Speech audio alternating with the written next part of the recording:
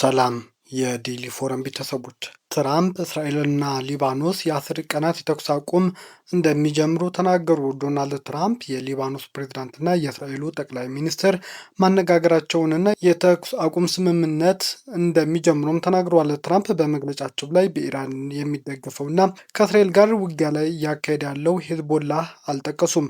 ከሊባኖሱ ፕሬዝዳንት ጆሴፍ አውንና ከእስራኤል ጠቅላይ ሚኒስትር ቤንያሚን ኔታንያሁ ጋር ጥሩ ውይይት አድርጊያለሁ ሲሉም በማህበራዊ ሚዲያ ገጻቸው ላይ ጽፈዋል። እነዚህ ሁለት መሪዎች በሀገራቸው መካከል ሰላም ማስፈን እንዲቻል የ10 ቀናት የተኩስ አቁም ስምምነት ከረቡዕ ሌሊት 7 ሰዓት ጀምሮ ይተገበራል ብለዋል። የሊባኖስ ጠቅላይ ሚኒስትር ናዋፍ ሳላም ከእስራኤል ጋር የተደረገው ጊዜያዊ የተኩስ አቁም መቀበላቸውን አስታውቀዋል። ማክሰኞ ዕለት ከ34 ዓመታት በኋላ ለመጀመሪያ ጊዜ የሁለቱ ሀገራት ልዑካን በዋሽንግተን መገናኘታቸው ያስታውሱት ትራምፕ ኃላፊዎቻቸውን ዘላቂ ሰላም ማምጣት እንዲቻል ከእስራኤልና ሊባኖስ ጋር እንዲሰሩም ማዘዛቸውን ገልጠዋል። ምክትል ፕሬዚዳንት ጄዲ ቫንስ እና የውጭ ጉዳይ ሚኒስትር ሩቢዮም የፔንታገን የጋራ ወታደራዊ አዛዥ ሊቀመንበር የሆኑት ጀኔራል ዳን ራዚንኬን ከእስራኤልና ሊባኖስ ጋር ዘላቂ ሰላም ለማምጣት እንዲሰሩ መመሪያ ከትራምፕ ተሰጥቷቸዋል። በመላው ዓለም 9 ጦርነቶችን መፍታት በመቻሌ ክብር ይሰማኛልና ይህም ደግሞ 10ኛው ይሆናል ሲሉም ትራምፕ በመልእክታቸው አስታውቀዋል። የአሜሪካ ፕሬዝዳንት፣ የእስራኤል ጠቅላይ ሚኒስትር ቤንያሚን ኔታንያሁና የሊባኖሱ ፕሬዝዳንት ጆሴፍ አውን በዋይት ሀውስ ለተጨማሪ ንግግር መጋበዛቸውን አስታውቀዋል። ሁለቱ ወገኖች ሰላም ይፈልጋሉ እናም በፍጥነት ይህም ይሆናል ሲሉም በትሩዝ የማህበራዊ ገጻቸው ላይ ትራምፕ ጽፈዋል። የሁለቱ ሀገራት መሪዎች ግብዣውን ስለመቀበላቸው ግን እስካሁን የታወቀ ነገር የለም። የእስራኤል መከላከያ ሚኒስትር ኢራን ላይ ከዚህ በላይ የከፋ ጥቃቶች እንደሚፈጸም አስጠነቀቁ። የእስራኤል መከላከያ ሚኒስትር እስራኤል ካትዝ ኢራን ከአሜሪካ ጋር የጀመረችውን ድርድር ላይ ከስምምነት የማትደርስ ከሆነ ከዚህ በላይ የከፋ ጥቃት ሊሰነዘርባት እንደሚችል ተናግረዋል። ኢራን ታሪካዊ መስቀለኛ መንገድ ላይ ትገኛለች። ይህ ወደፊት ድልድይና ወደ መገለል ውድመት ምርጫ የሚያደርጉበት ቅጽበት ነውም ብለዋል። ኢራን መነጠልና ውድመትን የምትመርጥ ከሆነ እስራኤል እስካሁን ያልደበደበቻቸውን ኢላማዎች በጣም በፍጥነት በመለየት እስካሁን ከተፈጸመው ድብደባ በላይ የከፋ ጥቃት እንደሚፈጸም ዝተዋል። ምርጫው በእጃቸው ነው እናም ውጤት የራሳቸው ነው ሲሉም ካትዝ አስተያየታቸውን አጠናክረዋል። ቀደም ሲል የአሜሪካ መከላከያ ሚኒስትር ፔት ሄግስት ኢራን ከስምምነት ላይ የማትደርስ ከሆነ ጦራቸው ጥቃት ዳግም ለመጀመር ዝግጁ መሆኑን መናገራቸው ይታወሳል። እናም ኢራን በሚቀርብላት ድርድር እንድትስማማም አሳስበዋል። የሊባኖስ ፕሬዝዳንት ከእስራኤል ጠቅላይ ሚኒስቴር ጋር እንደሚነጋገሩ ምንጮች ተናገሩ።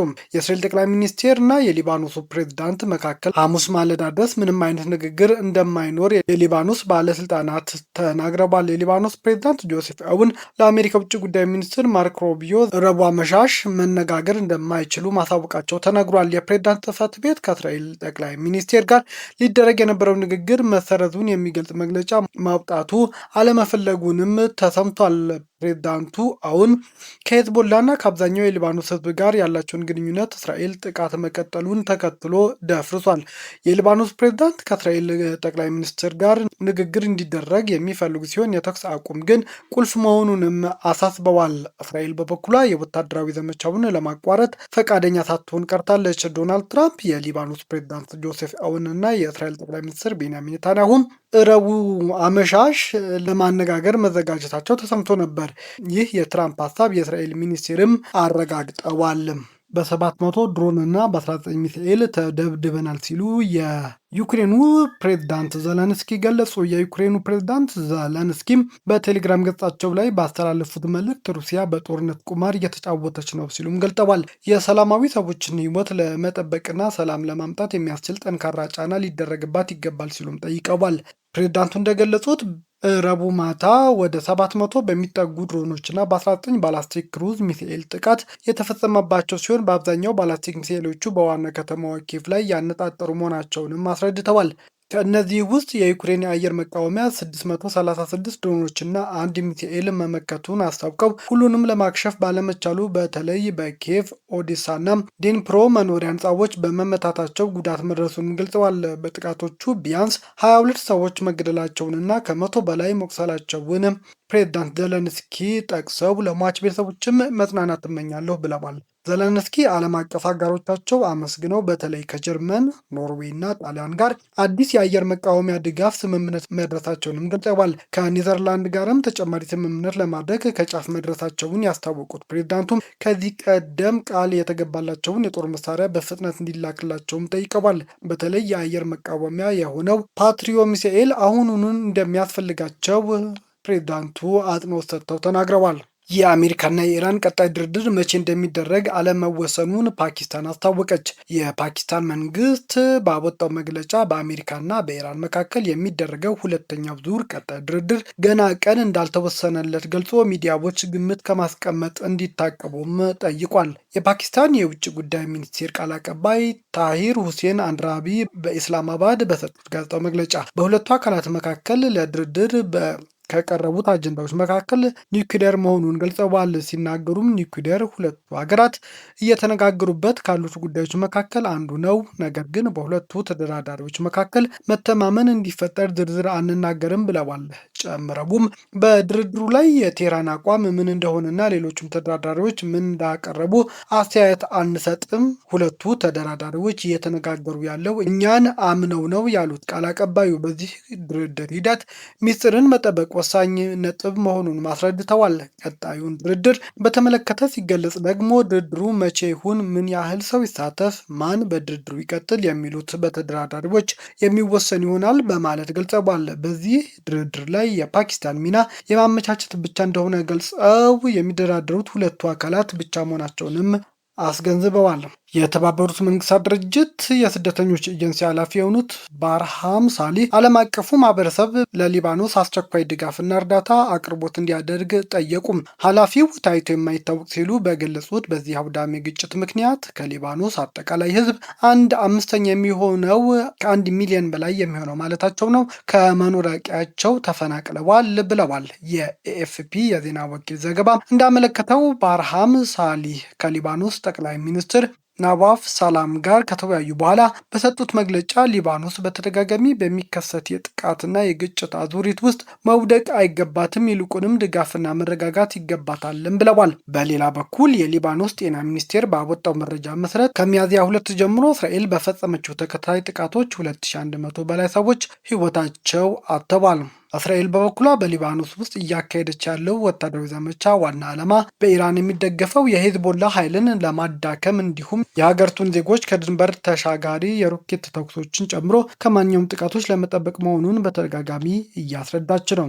የሊባኖሱ ፕሬዝዳንት ጆሴፍ አውን ከአሜሪካው ፕሬዝዳንት ዶናልድ ትራምፕ ጋር በስልክ መወያየታቸው ጽህፈት ቤታቸው አረጋገጠ። ጽህፈት ቤቱ በኤክስ ገጽ ላይ አውን ፕሬዝዳንት ትራምፕን በሊባኖስ የተኩስ አቁም ስምምነት እንዲደረስ እንዲሁም ዘላቂ ሰላምና መረጋጋት ለማረጋገጥ ስለሚያደርጉት ጥረት አመስግነዋል ብሏል። አውን በእስራኤልና በሄዝቦላ መካከል በተቻለ ፍጥነት በቀረበ ጊዜ የተኩስ አቁም ስምምነት ላይ እንዲደረስም በድጋሚ መጠየቃቸው ተነግሯል። ትራምፕ ለፕሬዝዳንት አውን እና ሊባኖስ ያላቸውን ድጋፍ መግለጻቸውን ጽህፈት ቤቱ አክሎ ገልጿል። ሐሙስ የሊባኖስ ፕሬዝዳንትና የእስራኤል ጠቅላይ ሚኒስቴር ይወያያል ተብሎ ተጠብቆ የነበረ ቢሆንም እስካሁን ድረስ ግን ውይይቱ አለመድረጉንና ሊባኖስ መሰረዟን ከሊባኖስ እየወጡ ያሉ መረጃዎች እያሳዩ ነው። እስራኤል በደቡባዊ ሊባኖስ የምትፈጽመው የአየር ድብደባም ቀጥላለች ተብሏል። አንድ ከፍተኛ የሊባኖስ ባለስልጣን የእስራኤል አየር ድብደባ ደቡባዊ ሊባኖስ ከቀሪው የሀገሪቱ ክፍል የሚያገናኝ ትልቁ ድልድይ ማውደሙንም አረጋግጠዋል። የሊባኖስ ፕሬዝዳንት ጆሴፍ አውን ለአሜሪካ ውጭ ጉዳይ ሚኒስቴር ማርክ ሮቢዮ በስልክ ማነጋገራቸውም ተሰምቷል። የፕሬዝዳንት ጽህፈት ቤቱ ከእስራኤል ጠቅላይ ሚኒስትር ጋር ሊደረግ የነበረው ንግግር መሰረዙን የሚገልጽ መግለጫ ማውጣቱንም ተሰምቷል። ኢራን ቀይ ባህርን እመታለሁ የምትለው ማስጠንቀቂያ ተግባራዊ ከተደረገ በየመን በቀይ ባህር መካከል የሚገኘውና የኤደን ሰላጤ ከቀይ ባህር ጋር የሚያገናኘው የባቢኢሌ መንደር መተላለፊያ ሊዘጋ እንደሚችል ተሰግቷል። ይህም በአፍሪካ ቀንድ ሀገራት ላይ ከአሁኑ የበለጠ የኢኮኖሚ ጫና እንደሚፈጥር በአዲስ አበባ ዩኒቨርሲቲ የፖለቲካ ሳይንስና ዓለም አቀፍ ግንኙነት ትምህርት ክፍል መምህር የሆኑት ዶክተር አስናቀ ከፋለ ለዶይቼ ቬለ ተናግረዋል። በአብዛኛው ንግዳቸውን የሚያካሂዱት እነዚህ ሀገራት እቃ የሚያስገቡትና እቃ የሚያስወጡትም በቀይ ባህር ከመሆኑ አኳያ ከፍተኛ ስጋት ላይ ይጥላቸዋልም ተብሏል። በቀይ ባህር በኩል ያለው የመተላለፊያ መስመር መዘጋት ሊጎዳ የሚችለው የባህረ ሰላጤውን አገራት መሆኑን ግን በዩናይትድ ስቴትስ ላይ ጫና ሊፈጥር እንደሚችልም የፖለቲካ ተንታኞች አስጠንቅቀዋል። ሳውዲዎች በሆርሙዝ ሰርጥ የሚያቀርቡት ዘይት ቆሟል። አሁን የቀይ ባህር ሁኔታ በጣም ስላሳሰባቸው የገልፍ የባህረ ሰላጤው ሀገራት ሳውዲን ጨምሮ በአሜሪካ መንግስት ላይ ተጽዕኖን ለማሳደር ሙከራ እያደረጉ እንደሆነም የተለያዩ የዜና ምንጮች እየገለጡ ነው።